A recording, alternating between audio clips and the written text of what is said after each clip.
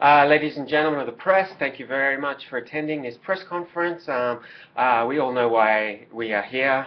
Yes, that's right, to say, it's a bit too warm to be wearing a suit today, isn't it? But all joking aside, what we know we are here to do is to discuss this book here. It is okay, intriguing, hell yeah, awesomeness. I'm sure you guys can all get that in your cameras there. Obviously, this book has caused a bit of an uproar around the world since it was published last week. It's been debated wildly across the world, from academics to scientists, from historians and people in the entertainment industry.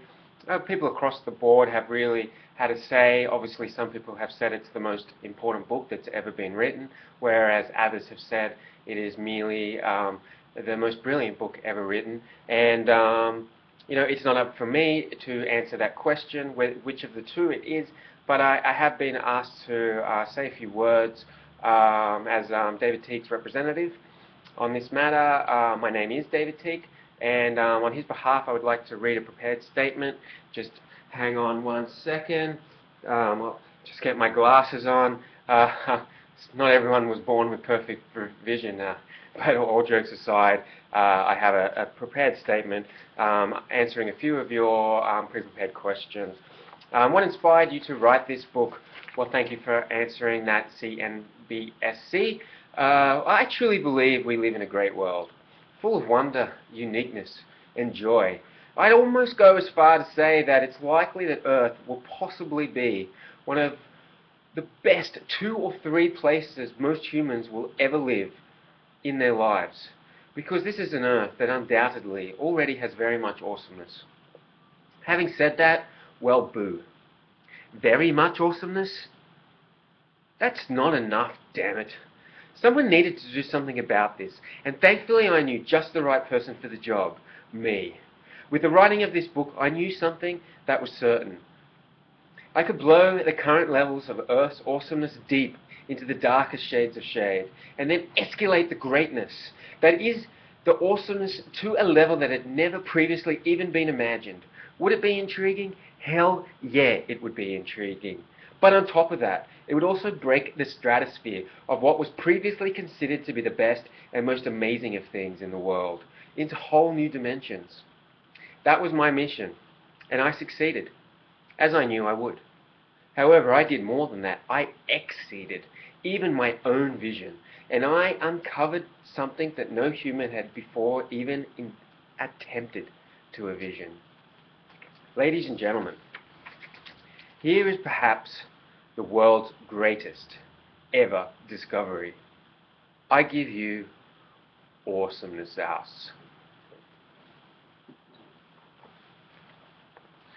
Or Awesomenessous I. Next question. Summarize your book in 1 to 2, 3 sentences, as if you were speaking to someone unfamiliar with your book and topic. And thank you, Fox News. I'll go ahead and pretend that some people are not already familiar with the book. Obviously, most people will have read about it or seen it on their news. I'm not sure what happens down at Fox News, however.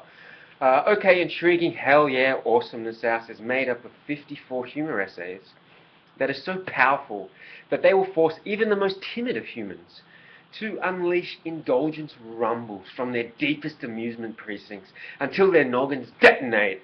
Yep, I'm talking at least some mild laughter, at a minimum. This book answers many of life's most baffling questions, hard to understand oddities, exposes many of Earth's seldom seen downright truths, and will even help you finally know, once and for all, whether or not your canon needs to be scrubbed. The next question: what is the overall theme, central topic, subject, or concept of your book, and where does the book take place? And thank you very much to CNN for posing that question. With countless peculiar and absurd themes and topics, this book takes place all over the world. From Australia to the United States of America, to Europe and China, from current times to the past and to the future, from prison to secret societies, into the afterlife, and even deep into carpet, and astonishingly, even to Auckland, New Zealand. And the next question comes from New Zealand, from the New Zealand Auckland Sentinel. Thank you, fellas. Who are the main characters and why are they important to the story? Well, the main character in this book is a man named David Tieck, and his unparalleledingly amazing mind. There really are few minds quite like it in the world. But it doesn't end there. Fear not. We also have Caesar, God, Brad Pitt, ants, rainbows, dictators' sons, bubbles, and even, and this was quite an astonishing get, if I am honest myself, we got a guy named David Tieck to be in this book. Why do you think this book will appeal to readers? And thank you to The Guardian in England and the UK for that one. This is a nice, easy read in small, bite-sized, delicious bites, and it's funny. Who doesn't want to laugh more? I prefer a few more hard-hitting questions. I hope we have another one coming up. Yes, this one was sent in by a guy named Simon Holder from Twitter. Thank you, Simon. How is your book relevant in today's society? Well, thank you very much for that, Simon. If you are here, well, this book does officially guarantee to save many lives, make every aspect of its readers' lives better in every imaginable way, and on top of that, teach people how to complete sex goals. If that's not relevant, then this man right here doesn't know what else. What? This man doesn't know what is. And I know stuff, so thank you, Simon. Is there any subject recently trending in the news that relates to your book? This one was sent in from ABC Australia News.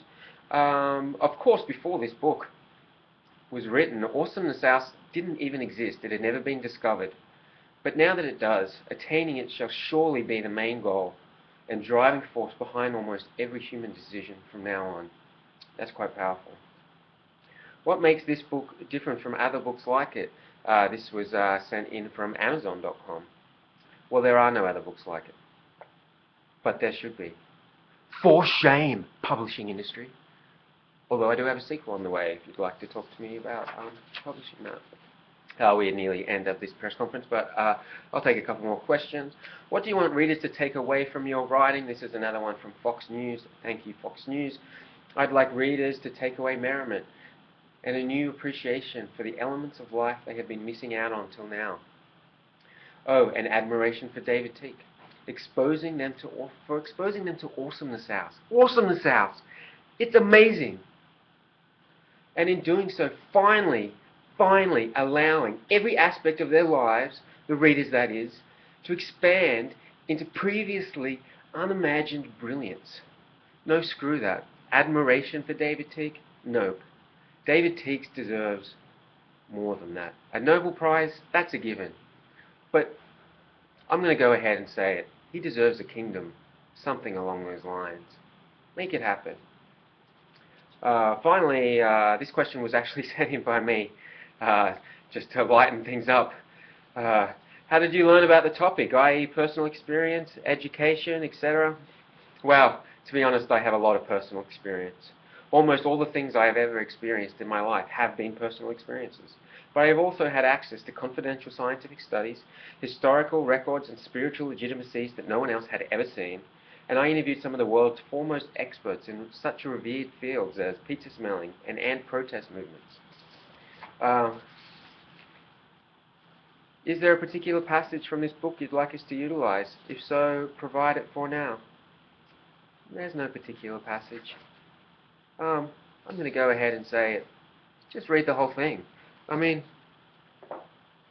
you know, it's not that long, really.